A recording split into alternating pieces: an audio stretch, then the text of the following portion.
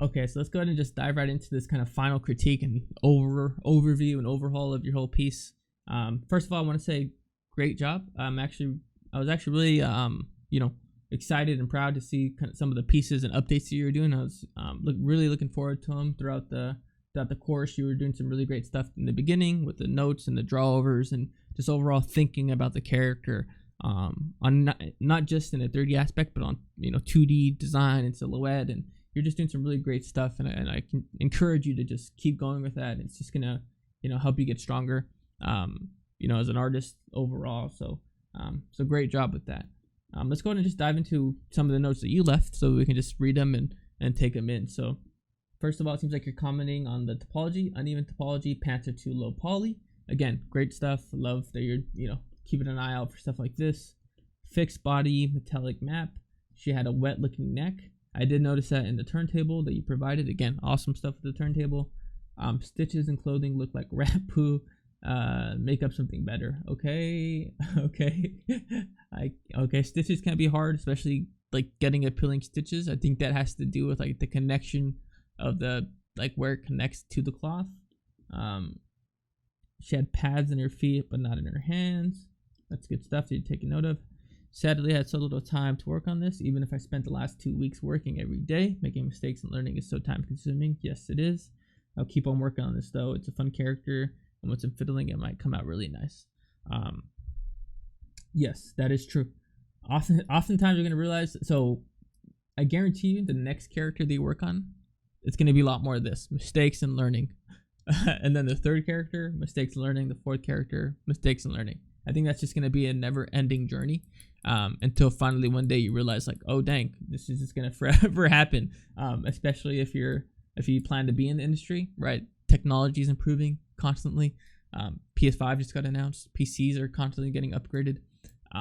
New softwares are constantly getting launched. So this is a never-ending battle. There will be a day though where you understand the workflow from start to finish and you're confident, and it's going to be cool because then you're going to be able to try new softwares, new techniques, and you're going to have to you're almost going to want to learn more because you're going to feel that you reach this little stump, and it's like, I know my workflow, but how can I improve it? And so it's really good that you're noticing that making mistakes and learning is time consuming, but don't think it's going to stop once you reach the top or once you feel confident enough. I think the goal is that you never stop learning and you constantly progress and make mistakes, because it's going to be the only way you learn. So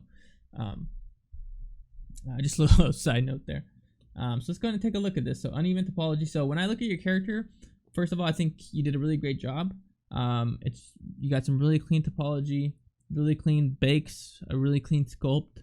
A lot of the stuff that you're gonna have to finesse and just overall think about is the minute stuff, the appeal of a character, the overall silhouette, the shape play, the hand painting, the polish, a lot more of the artsy stuff. I think you nailed a lot of the technical aspects. Like, you can dive in, you can start sculpting, you can dive in, you can start retopologizing, you can dive in, you can start UVing, right? You understand the technical aspects of 3D.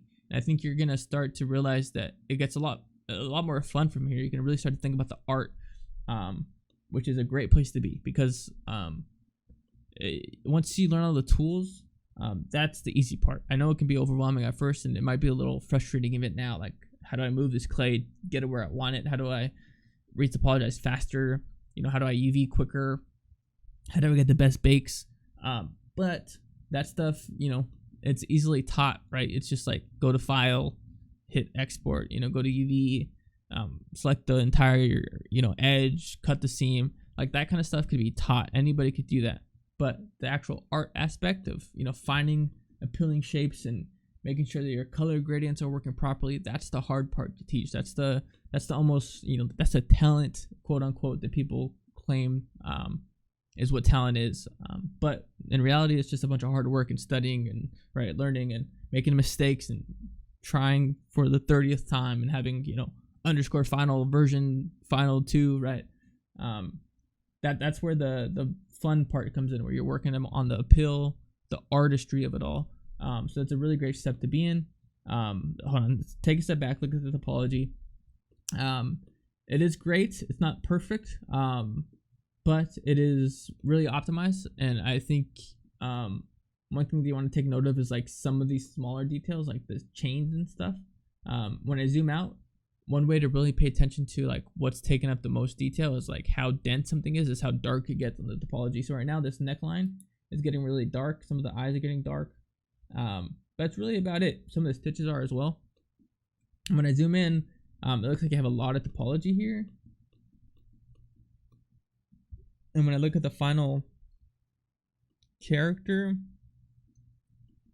for that rope and how small it is, I don't think it needs to be as dense as it is. Honestly, you probably could have got away with it just being a plane, and just having alpha to alpha it out. But having that detail, breaking silhouette, can be nice as well, especially if you're going to be doing close-ups. But I think for the ropes that you have, it's probably a little bit too dense for what it is.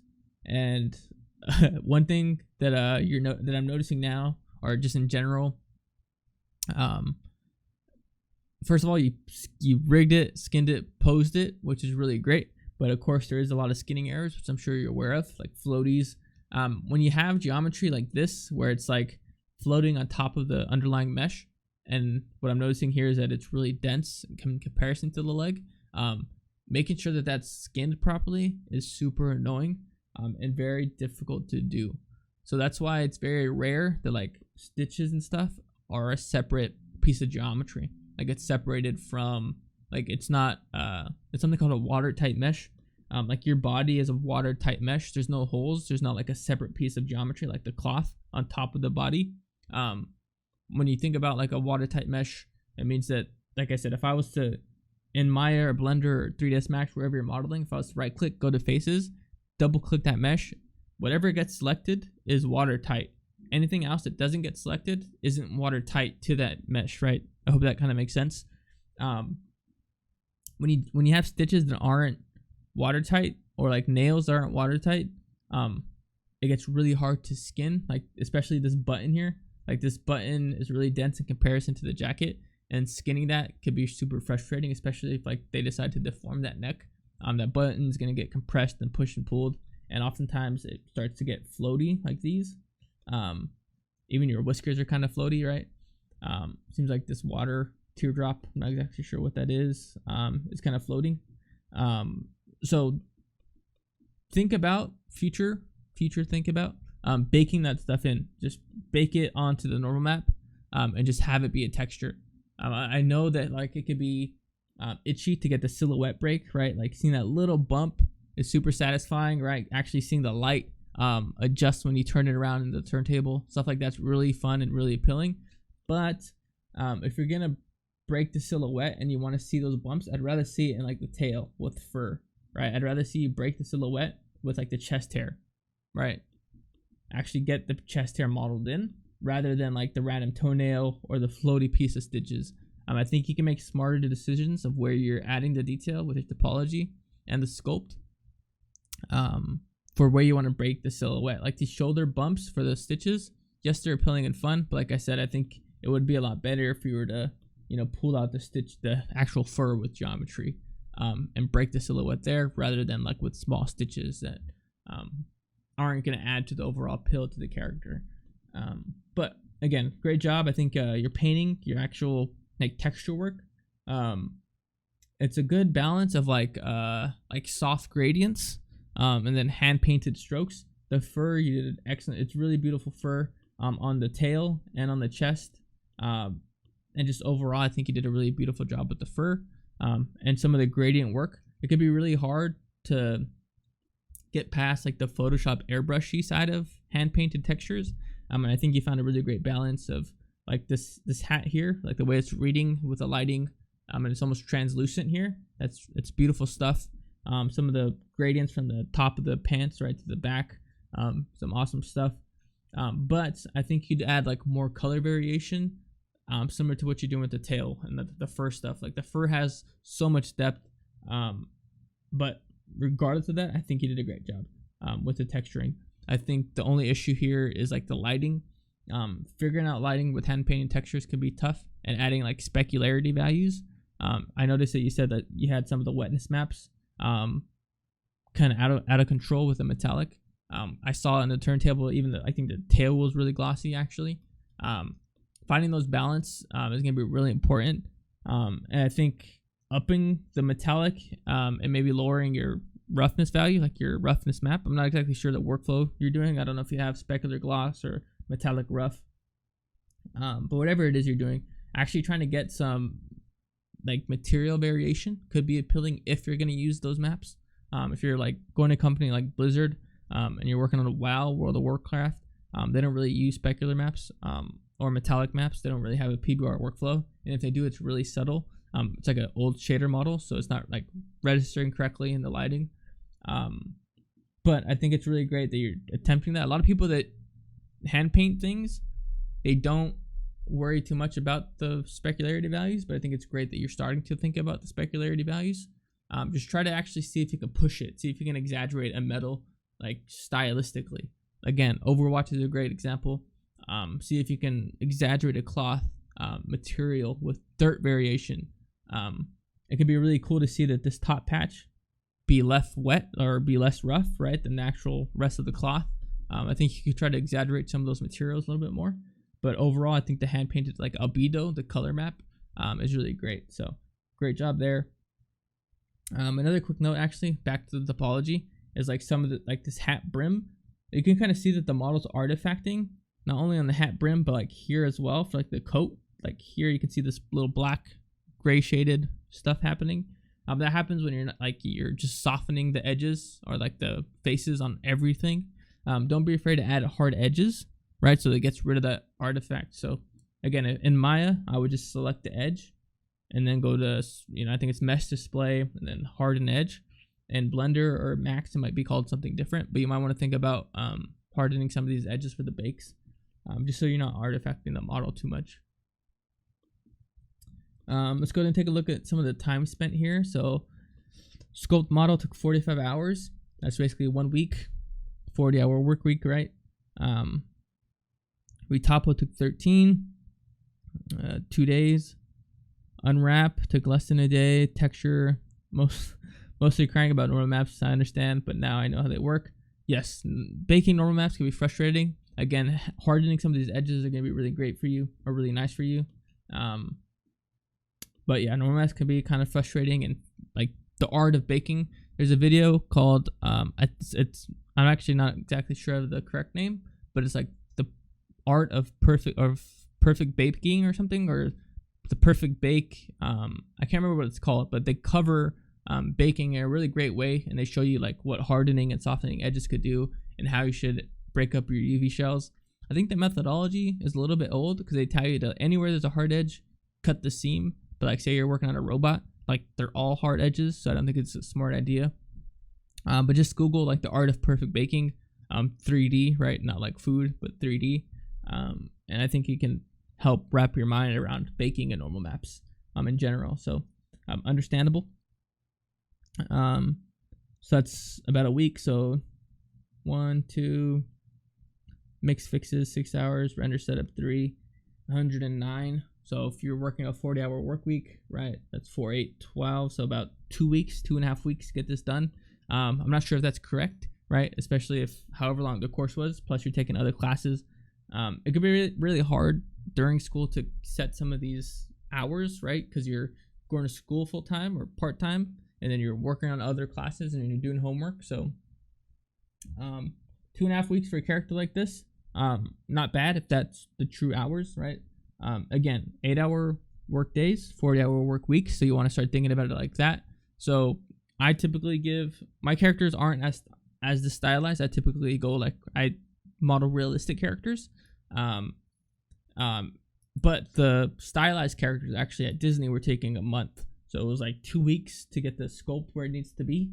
And that includes the stylized pose. So like typically you would get a sign off posing the character first before ever doing a T-pose.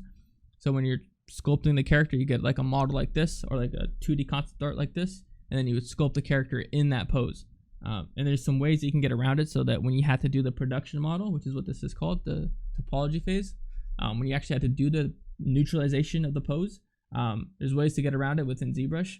I'm not too sure about like Blender or Mudbox, but in ZBrush you can do some really great things with posing. But to sell the character, to get character approved, we would have to pose it first and then go to the production model. So we'd get about a month, right, or like 2 weeks to get the pose where it needs to be, the approval, and then about 2 weeks to get the production model done. But we had, you know, topology already set and things like that, and then the rest would be look dev. So that's a different job all in of itself, right? It's, and depending on where you're working, you might have to do the texture, you might not. If you're going to be doing more of the stylized characters like at Blizzard, or, you know, wherever it may be, Riot, for example, that character artist does it all, right? You model, sculpt, bake, texture, and so on and so forth. So just really think about this timeline and how long it takes you. For me, the realistic characters I'm doing now take at least 2 months. So I would say a month for the sculpting, just because I'm, you know, simulating the cloth, I'm using scan data, I'm, you know, hard surface decaling and ZBrush. There's kind of a lot going on. So I give myself 2 months to finish a character. That's 1 month of sculpting. That's all high poly sculpting, where I'm like, I have one ZBrush file for the head, one ZBrush file for the legs, right? And it's all kind of separated out at this insane resolution. And then the next month is all optimization. So I'm retopologizing, I'm baking, I'm texturing, and so on and so forth. And then I have, you know, the next month to integrate it into the engine, get all the LODs set up and all that nonsense. So really try to refine your timeline. Think about your timeline. How it is kind of looking correctly. The sculpt takes the longest, honestly, because you got to block it in. There's so many phases of blocking in. There's so many phases of the polishing. So sculpting does take long, and then this is all looking correctly. The 36 hours on textures might be a little excessive, but you are hand painting them all, so it kind of makes sense to you. It's taking you forever because hand painting textures just take a long time.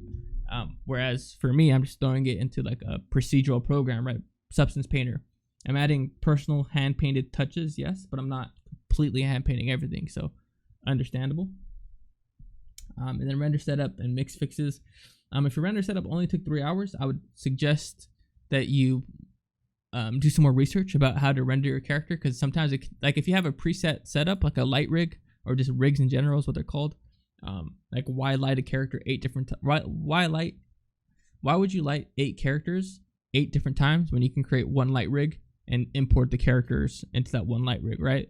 So after you've made a handful of characters, you're going to start to have a handful of files for you to play with.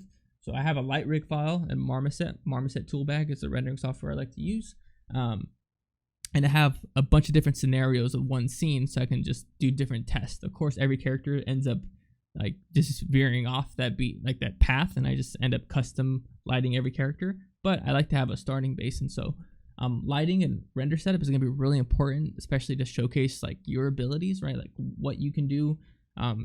You can get away with a lot in lighting to hide a lot of bad things, right, in the model, which, you know, could be hit or miss and could be a good thing. But when you're trying to get a job, you can do a lot of good things in lighting to really amplify your work and take it to the next level. And so here it's looking like it's all ambiently lit, so it's all one light.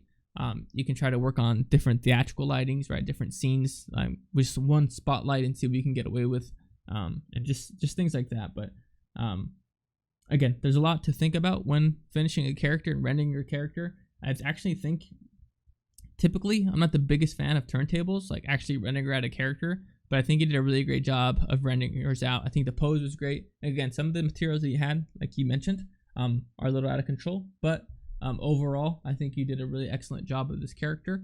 I wouldn't mind seeing like a still image of the turnaround first on your portfolio. So like say you were to post this on ArtStation, I think it'd be better to see one image, like 1920 by 1080 or whatever it's going to be, but have a character fully turned around and still images, and then have the video underneath, because when going through portfolios, again, not everybody's going to sit through a 1 minute turnaround when I could just look at an image with it. It's just going to be so much more convenient for you and the people reviewing your portfolio to have a still image of a turnaround. Your portfolio will get viewed more times if you have still images rather than a turntable. But I would suggest that you keep the turntable, just probably put it lower on an actual page itself. So, but with that, again, awesome job. You picked a really, I would say, challenging piece, honestly, because it's so flat in design. But I think you did a really great job of interpreting it. Again, your steps, since you understand the workflow and process, is going to be all about a pill and just finding the correct shape, play, and silhouette, and correct lighting and render setup and all that fun stuff. So for me, I think it's just polishing. I think every character that you do here on out, it'll get better and better, and it'll be better and better every time. So I think you got a really great foundation, and I think you're at that stage again. I think you're at the fun stage where you understand the workflow. You can get a character, do the pipeline from start to finish. Now it's just refining, tweaking, right? Making sure these kind of floating stuff doesn't happen, making sure the wetness and texturing stuff doesn't happen, and just really refining your workflow. So, refining these small little details that you only find out when making characters, like stuff like this with the floaties and getting the bakes to work properly. That you can only learn that through trial and error and by mistakes, right? You can only learn it through mistakes and learning, and it's time consuming. Again, every character is going to be like that, because the next character you do shouldn't be a furry character with cloth and a hat, right? I think you should mix up your portfolio. So maybe the next one you do is a humanoid, more robotic character. So now that you're showing you can do fur, but you can also do hard surface metals, right? So you're kind of showing your ability to do more than just one trick. And a hard surface character is going to cause a lot more problems than this character did, right? Or not even more problems, just a unique set of problems. And so the more characters you do, the more polished and refined your process will become. And I think it's just going to be great overall for you. So awesome job. Looking forward to more of your work in the future. I'll try to keep an eye out for your work. Looking forward to a lot of the stuff that you're doing. So great job. Again, awesome stuff from the beginning. All the notes that you're doing, writing, and thinking about the topology, how it's uneven, and things like that. I think it's really great that you're thinking about it. So awesome job. Again, a lot of stuff to take in. Feel free to take all the feedback in, or none of it at all. It's going to be up to you to interpret what works best for you. But again, great job. And yeah, that's just about it. Take care. And I was happy, to help you out along the way.